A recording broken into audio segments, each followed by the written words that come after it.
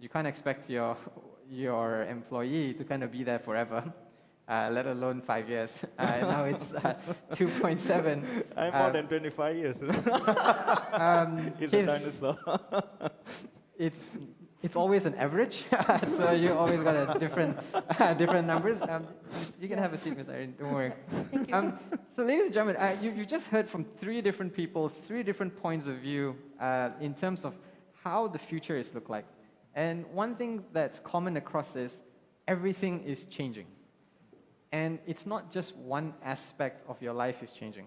It's the type of work that's changing, the work environment that you're in is changing, and the entire work in itself, as a definition, is changing, whether it's a journey or whether it's a destination that you're going after. And I think Michael kind of summarized it really well in terms of what else you're looking for in that sense. I'm just going to take a pause here and just remind everyone, if you have any questions that you would like to ask the panelists, please put it on slido.com and use the hashtag reset, hash R-E-S-E-T. And we'll try to take as many questions as possible as we go. And so I'm just going to kick things off. Michael, I think you summarized it pretty well just now in terms of like what companies should be looking for, especially when they are reimagining their strategy. But as a training provider, very much in the market, how are you strategizing this? Like, knowing what you know, how are you taking thriving talents differently, given the current changes that are happening? I think one of the niche that we focus on, Sharvin, is that we focus on the millennials. So we try not to chew on the pie that's too big for us. We specialize only on helping leaders and organizations to understand the younger generation. And what we observe are 3 important commodities that we believe would actually design and dictate the future of work for us, especially what we have seen from our clients, not only in Malaysia, but in South Africa, the United States, New Zealand, China, Russia, to name a few. Number 1 is engagement will be so important. And I could see one of the most voted question over on Slido right now is, how important do you think employee mental health is in the workplace? If I can take a shot on that first, it'll be extremely important, though I wouldn't want all of us here, employers, training providers, governments, NGOs, I don't want us to frame it as employee mental health. When you frame it that way, it really sounds like the employee has a problem lah.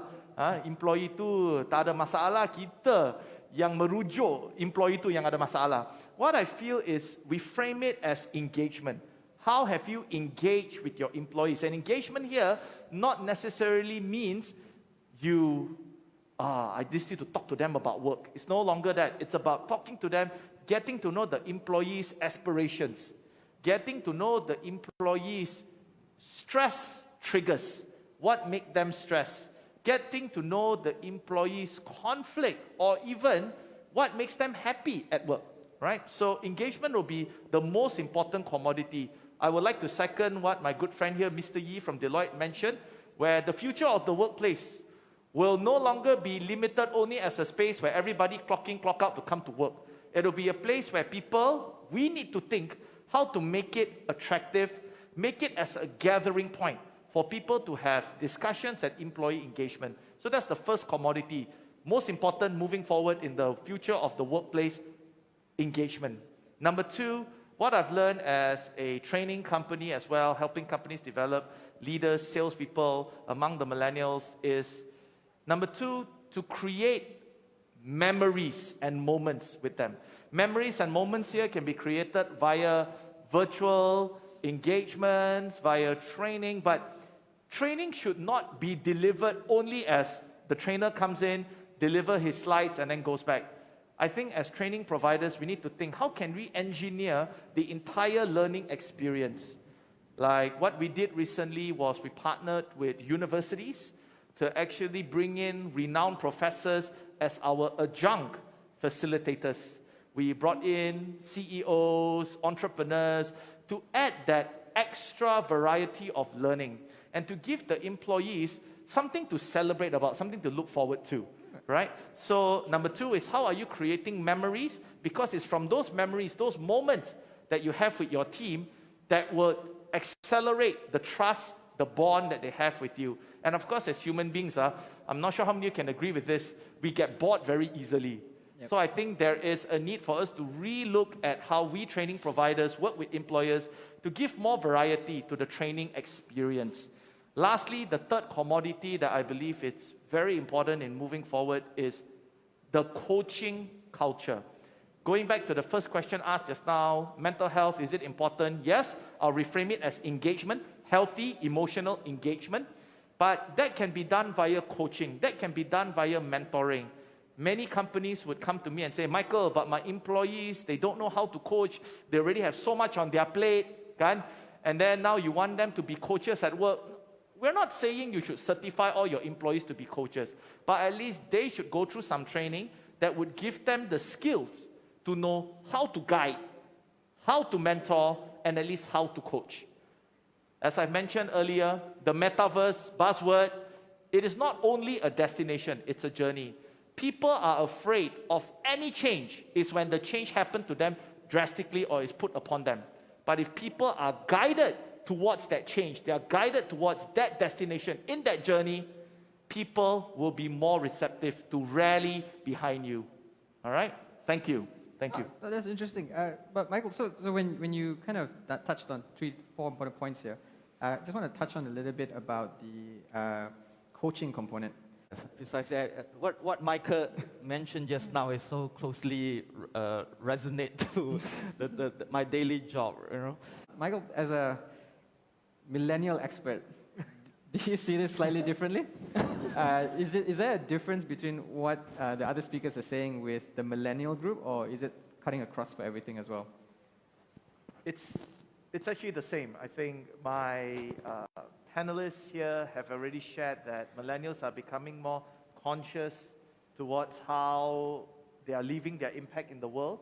And I know that some employers, some of my clients even argue with me saying, oh, Michael, that's a buzzword, that's a trend that's happening in the Western countries, in more developed economies. Belum lagi kat Malaysia, belum sampai lagi. But I mentioned it's about how you employers actually communicate. You know, how do you actually communicate your company's vision and effort to become a better company, a more responsible company, and getting them involved in that process as well. I'm always a believer, as what Irene and also Mr. Yee has mentioned, and your good self as well, Shavin, it comes down to engagement. When you know that your employees, they are the younger workforce in your company, they need guidance from the more senior, wiser ones. Interesting. So what happened is that then we engage them. We get to know how are they feeling working in the company, how are they feeling when we are able to give them opportunities to make an impact either through volunteerism, in company initiatives to help the community, or even engaging them to assure them that as much as they are now working in a job that may not be relevant in the next 5 to 10 years, but as an employer, we are assisting them to make them relevant. And I am actually very happy to share where in Thriving Talents and also with HRD Corp with open learning, I know that now there's a trend coming out called micro-credentials. And with these micro-credentials is to ensure that training providers follow a certain hour, certain set of expertise to make sure that whatever training that employees attend are recognized by the industry. You know, we have been working closely with Open Learning 2 years ago, you know, to actually try to pioneer that in Malaysia. But all that comes from us knowing, after engaging with this millennial workforce, we need to communicate to them, don't worry, do your work. If can, try not to leave my company so soon. Irene, share the statistics, yeah. 3 years, on average 3 years, some of my clients will be freaking out right now. But no, don't worry. You can sustain your people. You can keep them as long as you continue to engage, you continue to make how their role in your company is bigger. It's more meaningful from what they're just doing, how they're making a positive impact, and how as an employer, you are future-proofing them for the workplace to come. So I agree with my fellow panelists. You know, there's nothing for me to add. I'll just focus on one word: engagement, engagement, engagement. So I think that kind of dovetails. So Michael, as a training provider, Does that resonate with you, or is that something that you kind of change? So if I'm a training provider now looking to kind of reimagine my training, especially with the likes of eLatte coming on, Upskill coming on, with so many things HRD Corp is trying to do and all the other initiatives being put, would you change something? Like you said engagement previously, but is there any other things that you would do to the learner to give them this kind of opportunities? I'm just going to sum up my response to that for all my colleagues and comrades in the industry here. Reimagine the learning experience that we deliver to our audiences. Reimagine that experience. Is it just limited towards a trainer delivering the training? Or are there other ways of how we can engage them? Maybe 9 to 5 training may no longer be relevant because right now everyone is preferring bite size. People now like to be entertained while they learn. Is that something we can do with the entertainment industry? And talking about this, Sharvin, I would like to actually share some thoughts on 2 most popularly voted questions that we could see right now. With the increased percentage of young generation going for live streaming as their profession, will it affect the future corporate workforce? Number 1, I would say yes, you would have certain talents who prefer to be a TikToker or a YouTuber because even that they are commercializing that venture. But this is what I believe in. There will always be talents out there. The only thing as employers, even as training providers, how can we make our company attractive for them? If we are noticing people love to live stream, they love to share what food they are eating, they love to share how is their pet doing today, how can we as a company perhaps turn them into ambassadors, where as much as they like to live stream their life, we make it so positive, so attractive for them that they would also live stream about their experience working in the company. Same as well with training providers. How can we share content out there that is noteworthy, that we give it a thought, how to add more variety in the way we engage, educate, and entertain our learners. And lastly, one more question that was very powerful over there. I believe that question was on LinkedIn. It was up on the slide earlier, and that is, they say, you know, how can LinkedIn regulate? People are now posting irrelevant things on LinkedIn. I think Irene may want to take a shot on that, but what I feel is, I'm a LinkedIn user. When I saw Irene this morning, I said, I'm very happy to see her from LinkedIn. I have built my career on LinkedIn, 15,000 followers up to date, going to 16,000 very soon, God bless. But I think we should not regulate LinkedIn. That's my personal opinion. People are posting up irrelevant stuff. They're posting up pictures of their cats. But at the end of the day, because of the LinkedIn crowd, the crowd will determine who to follow. Like my crowd, the 15,000 people who follow me so far on my LinkedIn, they're all corporates.